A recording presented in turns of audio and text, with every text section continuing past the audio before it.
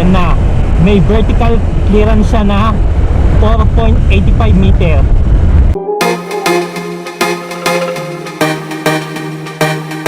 Sa bidyong ito, ating puntahan ang tinagurian na pinakamahabang tunnel ng ating bansa, itong Cabiang Tunnel, na sikat na dinarayo ng mga turista, siklista at motorista.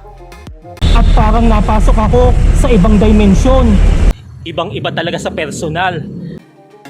Kasabay nito ay mag-rides na rin tayo sa mga scenic views ng Ternate, Cavite, na kung saan ay may mga unggoy na namumuhay rito.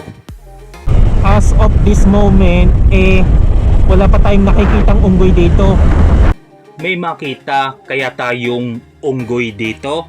Halina't samahan niyo ko sa ating rides ngayong araw.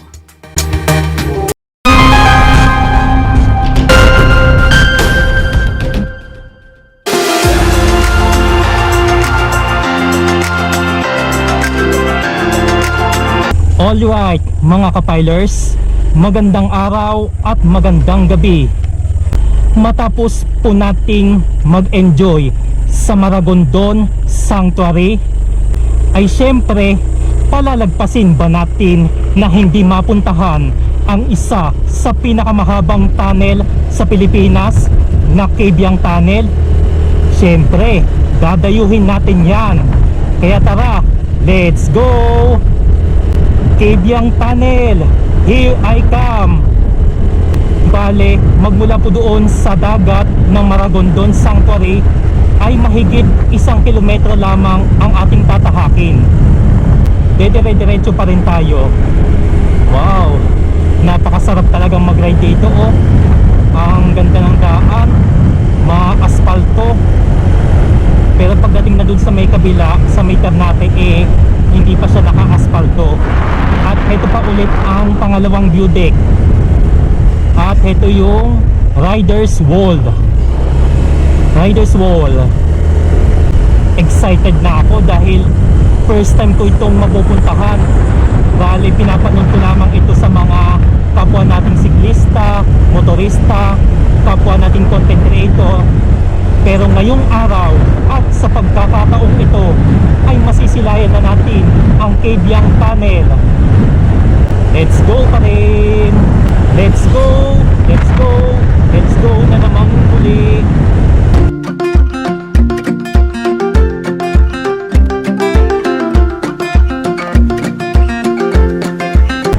Yan na, may vertical clearance siya na 4.85 meter. Yan, may ginagawa po pala dito. Prone kasi siya sa landslide, ba? Sobrang lapit lang pala mga kapilers. At dito may mga nagtitinda na. Yan, ng mga buko, saging. Heto na tayo sa unang Cabiang Tunnel. Yan, may mga tumitigil din dito sa kabilang part na ito. Pag manggagaling po kayo dito sa Nasugbo. Yan. Heto na mismo ang Cabiang Tunnel. Hindi po to AI. Pero titigil muna tayo dito pansamantala.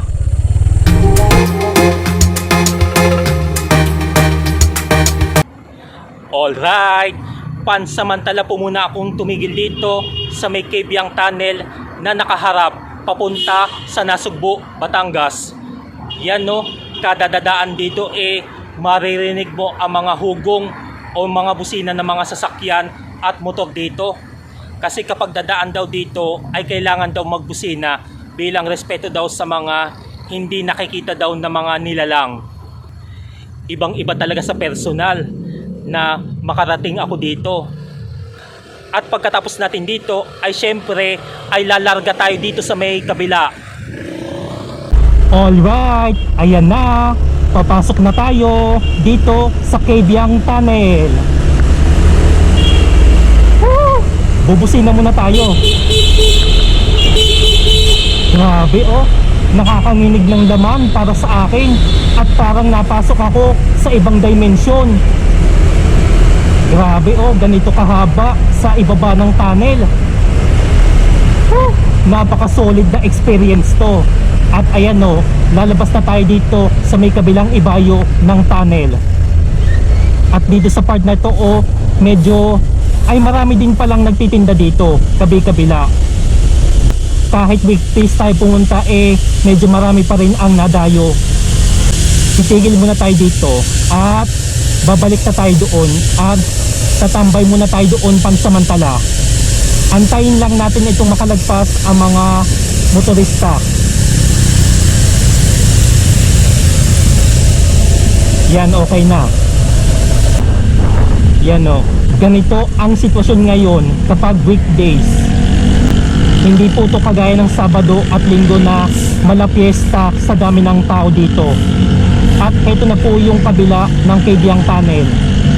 Titigil muna tayo dito pansamantala. Kilala ang Kabyang Tunnel bilang pinakamahabang road tunnel dito sa Pilipinas na may 300 meters ang haba ng kalsada at 4.85 meters ang taas nito. Makikita ito sa kanlurang bahagi ng Maragondon, Cavite na itinagos sa paanan ng Mount Palay-Palay o ang Mount Pico de Oro at nagsisilbing lagusan ito sa pagitan ng Ternate, Cavite at Nasugbu, Batangas na mas kilala ngayon bilang Ternate Nasugbu Road.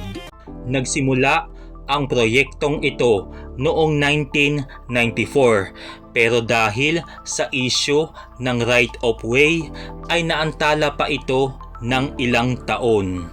Noong 2009 ay opisyal nang sinimulan ang pagpapatayo ng tunnel at natapos ang proyektong ito noong 2013 na sa parehong taon ay formal na rin binuksan sa publiko. Dahil sa tunnel ay naging mabilis na ang biyahe mula sa Metro Manila hanggang sa papuntang Nasugbu, Batangas na mula sa 4 na oras ang biyahe dati ay napaiksi na lamang ng 2 oras ang biyahe nito. Bukod pa rito ay naging tanyag na ang lugar dahil sa magandang istruktura nito. Isama mo pa ang magagandang tanawin ng mga bundok at dagat na matatanaw rito. Makikita rin sa itaas ng tunnel ang grotto ng Birheng Maria na kung saan ay nagsisilbing proteksyon ito sa mga elementong hindi nakikita dahil sa di umano ay may kwentong kababalaghan dito.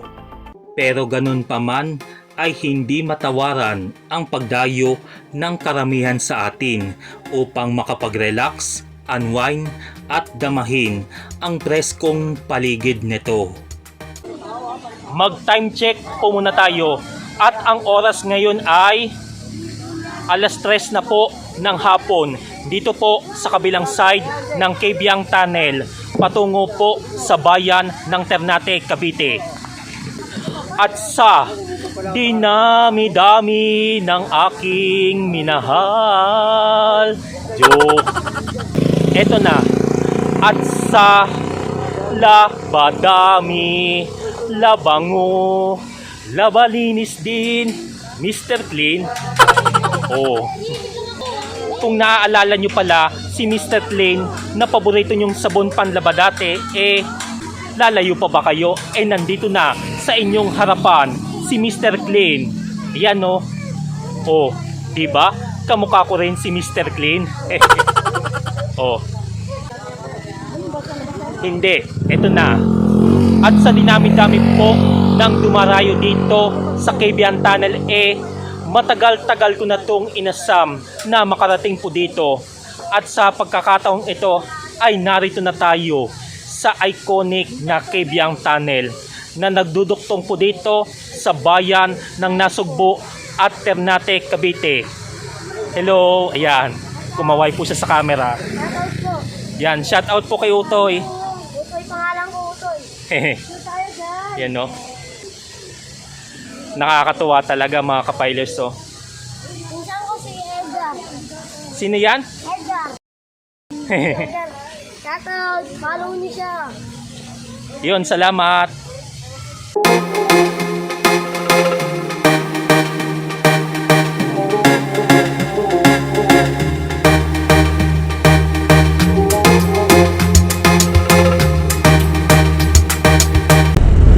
Pagkatapos po natin tumambay pansamantala sa Cabiang Tunnel, subukan natin tahaking papasok itong bayan ng Ternate, Cavite. Ayan mga kapilers, nandito na tayo sa Ternate, Cavite. Pero syempre, first time natin. Yan, ito po yung sinasabi ko na pagdating sa bahaging ito ay hindi pa po naka-asfalto ang kalsada dito.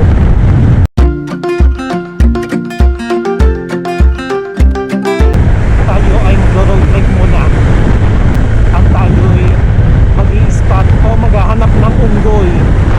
Kasi dito sa may Ternate marami ding mga tirahan dito ng unggoy or Monkey Kingdom. Yan, ito yung tulay ng Sinalam. Wow, grabe, sarap. Bale, hanggang dun lamang tayo sa may entry ng Mount Palay-Palay. Yan no, puro twisties din dito. Kagaya din dun sa kabila, sa Nasugbo. Ang pinagkaiba lang naka-semento siya, pero makinis naman ang semento dito, hindi naman lubak-lubak.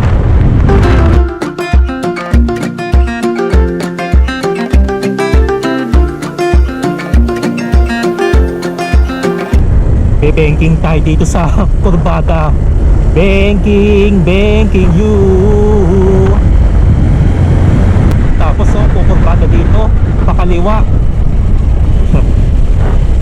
Parang napapansin ko, mas banking dito o mas kurbada dito o twisties kaysa dun sa kabila. Time check, at ang oras ngayon ay 3:58 na po ng hapon. Bale, medyo napatagal talaga tayo sa Cabiang Tunnel dahil siyempre first time natin. At pagdating dito, itong pakaliwa ay papunta po sa may kay Labni. Kaso hindi ko alam kung nadadayo siya. Parang private siya dun sa may bantang dulo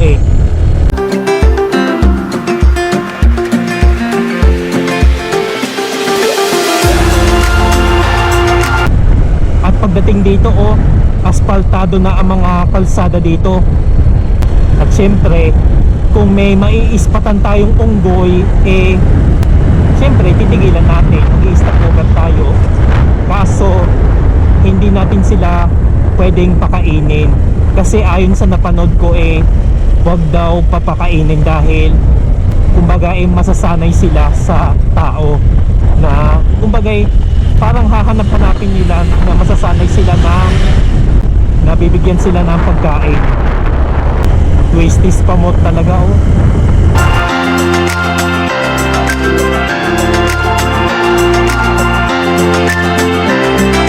Ang sarap pa rin mag-ride dito sa part ng Ternate, Cavite. As of this moment wala pa tayong nakikitang unggoy dito.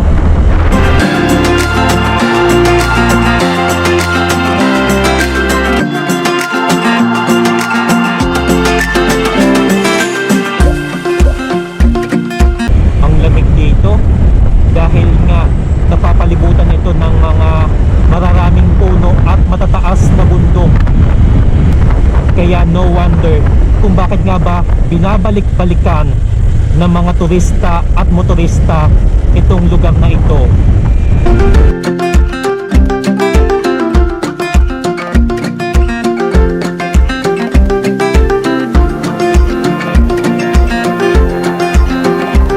Approaching na pala tayo dito sa vicinity ng Mount Palay-Palay. Yan, ito po yung entrance niya. At dito po yung jump off point papunta sa Pico del Oro. Yan na nakalagay, Mount Palay-Palay, mataas na gulod, protected landscape. Sabi nila sa akin, dito daw ang pag-akyat sa Mount Pico del Oro ay by schedule or hindi pwede daw ang walk-in dito. Kumbaga, magpapabook po kayo sa kanila kung kailan po kayo pwedeng umakyat.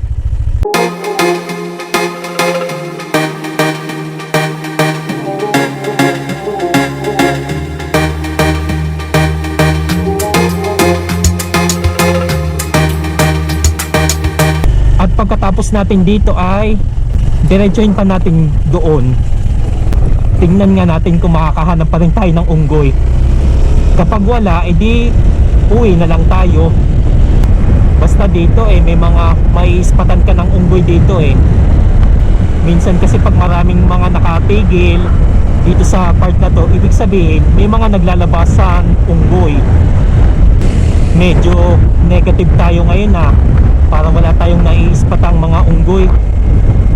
Kaya babalik na tayo doon sa ating tinigilan. Yan, iikot na tayo. Yan. Iikot tayo pabalik. Ang K-Labni ay isa rin palang monkey place dito sa Ternate. Pero hindi na ako nakasadya dahil wala nang sapat na oras. Kaya sa susunod na lang kapag may pagkakataon. At tayo'y kakaliwa na dito. Bagamat wala man akong nasilayan ng mga unggoy dito sa tabing kalsada ng mga oras na ito, ay solid pa rin at nag-enjoy ako sa aking paglalakbay buhat sa aking side trip sa Maragondon Sanctuary hanggang sa nadama ko ang solid ride experience ng Cabiang Tunnel. At dito ay isa na ito sa aking babaunin at babalikan dahil sulit na sulit ang pagpunta dito. Alright, palabas na po tayo dito sa bayan ng Ternate, Cavite. Muchos gracias. Ibig sabihin, maraming salamat. At nandito na ulit tayo sa vertical clearance ng Cabiang Tunnel.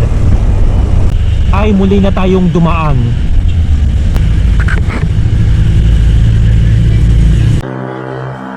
Alright mga kapiders, naway nag-enjoy kayo sa ating ride trip adventures buhat po dito sa Maragondon hanggang sa Ternate, Cavite. At kung nakaabot man kayo sa dulo ng bidyong ito, ay maraming salamat po sa inyong pagsuporta at pagsubaybay. Muli, heto po si JJ, ang inyong kapilers, na nagpapaalaala sa inyo ng having safe and happy trip sa ating lahat. Kita-kits pa rin tayo sa mga susunod pa nating mga edisyon. Kaya naman, just like, share, subscribe, and God bless us all.